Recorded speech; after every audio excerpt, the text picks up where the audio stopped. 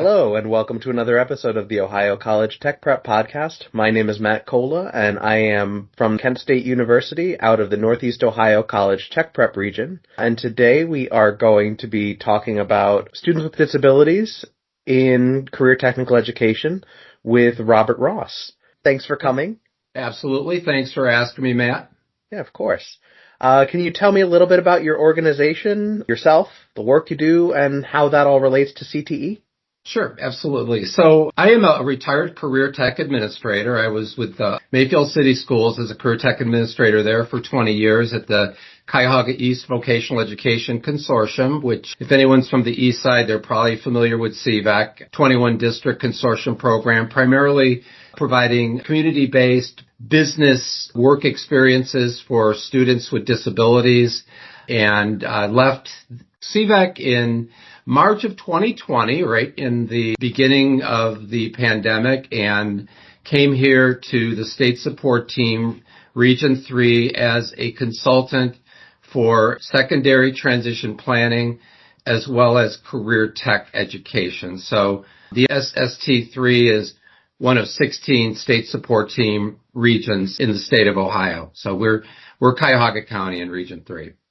So jumping right in.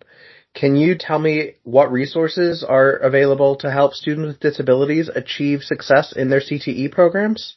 Yeah. So, when I think about resources, I kind of go to a place more where I think about the partnership between school, career tech, family, and what types of organizations and resources might be out there to support kind of the three partners, and of course the business community as well. So, when I think about resources that I think are really important for the work that, that I do with ensuring that students with disabilities have access to and are successful in career tech and have a smooth transition to whatever it is that they define as their good life post public education, there's resources like the National Technical Assistance Center on Transition, known as NTAC. One of the big resources that I think, and this is really for the Ohio Department of Education and Workforce has their Career Connections framework, which is part of the career advising policy that every LEA in the state has to adopt, which really starts looking at career awareness and then career exploration and then career preparation, starting in the younger grades. So I think the foundation of helping students, and again, of figuring out, what is work, where do I fit in, what's going to make me happy in my world of work and in a career. I think it really needs to start sooner and earlier. So those are some good resources that are kind of my go-to. And of course, the biggest resource of all would be talking to the family, talking to the student, talking to those people that really know that the individual student the best. Yeah, that makes a lot of sense. We'll make sure to include a link to NTAC in the episode description for anyone interested in learning more about that. Next question. How can CTPDs ensure that IEPs and 504 plans are best aligned with the work a student is doing in their CTE programs? Okay. So, just to kind of set the table on that question, because it's a really good one, is that with an IEP, and at least people that are in the special education world probably know this already, IEPs are about providing specially designed instruction to students. 504 plans are more about providing accommodations, so things like extended time and maybe a reader, those types of things. But I think the most important thing is that communication between the special ed world and the career tech world. Some of the big work that I've been doing along with my other career tech colleagues at other state support team regions is something called a facilitated career tech education self-review tool, which is a working document where we're sitting down with our career tech planning districts and, looking at some guiding legislations like Perkins 5 and IDEA and other legislation, but with the focus on what are the CTPD's practices in recruitment, eligibility, placement, and then once a student might be placed or accepted into a career tech pathway, how are we ensuring that for those students with IEPs that the career tech education teachers are being supported in being able to provide that specially designed instruction, and for students with 504 plans, accommodations. So our goal, once we go through the CTE self-review tool with our CTPDs, is to develop a written communication plan that is revised annually, but it basically goes through what are the things that we're going to do to ensure that we are making sure that we're providing equitable access and making sure once students are accepted in their program that they're receiving the supports and the accommodations that they may need to be successful in that career tech pathway. What challenges, if any, exist to providing students with disabilities high-quality career technical education experience, and how might a CTPD mitigate those challenges? That's a great question, too. So I honestly think probably one of the biggest barriers or challenges is that we still see, in some cases, maybe a deficit mindset, that there might be preconceived notion that a student with a disability, by virtue of having that disability, may not be successful or can be successful.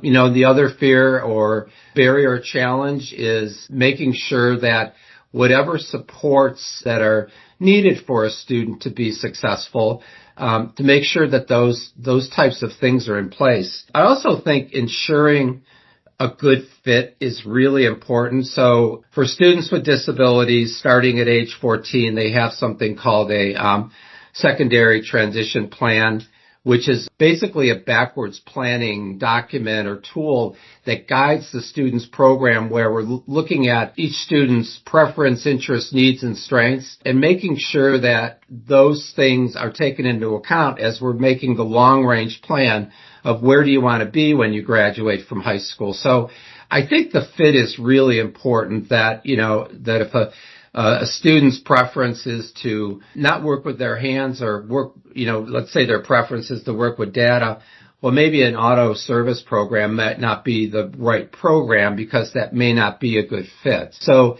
I think using that student level data and helping and guiding students and their families as partners, making that right pick or selection when they're looking at what program or pathway might help me reach my post-secondary goal as defined by my transition plan.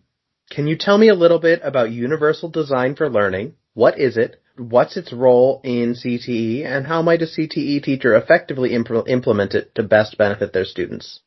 First of all, what is Universal Design for Learning? My colleague Lisa Height, who is up in SST Region 11, has done a lot of work with her CTPDs around this. Essentially the definition, short definition, is Universal Design for Learning, or UDL, focuses on creating a flexible, inclusive learning environment that caters to diverse learners. So it's a framework. There's really three key words that define Universal Design for Learning. One is representation. So how are we presenting information to students? So maybe a student or instruction is supplemented with some visual aids or some auditory versions of text as far as how the content is taught.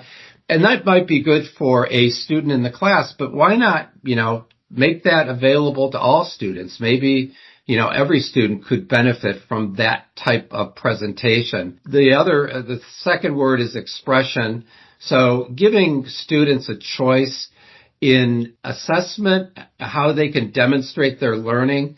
So maybe some students might demonstrate that they've learned the content through written reports, some might through presentations, some might do it through projects or videos, as an example. And then providing multiple means of engagement being sort of that third term, giving students some agency over their learning by offering options again. So maybe projects or an activity or a learning path. So I'll give you a good example of UDL in, let's say, a culinary arts program. That culinary arts teacher might provide visual instructions and checklists along with a written recipe. So that might be something that would be a good thing for a student, but maybe it's good for a lot of students, not just a student that has an IEP, or offering students the option to demonstrate their skills through a cooking demonstration or a written report or a presentation.